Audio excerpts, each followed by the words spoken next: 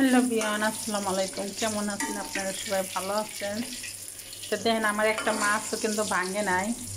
মাছ ভাজার আগে আপনারা চেষ্টা করবেন, যখন তেলটা দিবেন তখন তেল দেওয়ার পরে কড়াইয়ের ভিতরে একটু লবণ ছিটা দিবেন কড়াইয়ের ভিতরে। তাই কখনো মাছ কখনো কড়াইতে লেগে ধরবে না, একদম সলা সলা। দেখেন, কোনো একটা চামড়াও কিন্তু ওঠে নাই মাছের।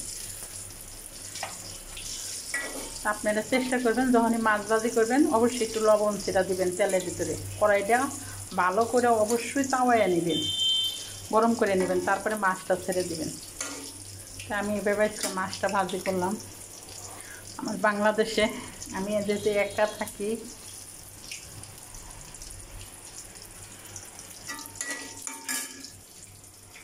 দেখেন কতগুলো ভাত উঠাইছি, একদম অল্প ভাত।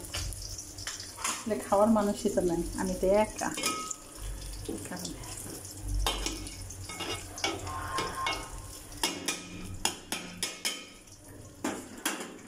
ভাতটা হয়ে গেছে গা, চুলাটা কমাই দিলাম। আমার এই ছোট্ট সংসার সৌদি আরবে তার আসার পরে মাছটা দেন কত সুন্দর সলা সলা হয়েছে।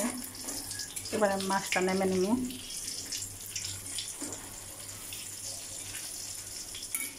কালো হয়ে গেছে মাছটা, অনেক সুন্দর হয়েছে ভাজা। মাছটা আমি এর ভিতরে ডালে ই করে নেব।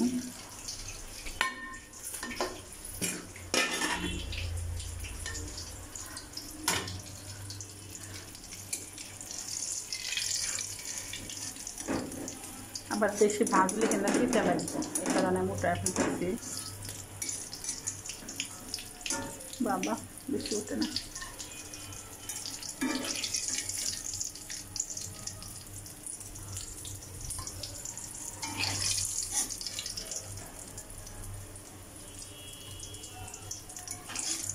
আমি তেলের ভিতরে আমি শুটকি মাছ ভাজি করবো।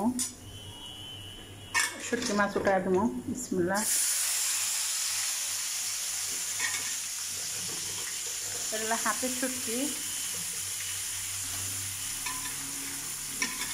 আমি এভাবে শুটকিটা ভাজি করে নেব।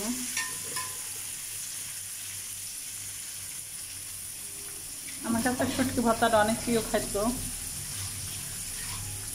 হালকা একটু পানিতে সিদ্ধ করতে হবে, কারণ ভিতরে যাতে কাঁচা ভাবটা না থাকে। শুটকি অবশ্যই পানিটা সিদ্ধ করতে হবে। আমি সামান্য পরিমাণ পানি দিলাম, দিলে হাসবো।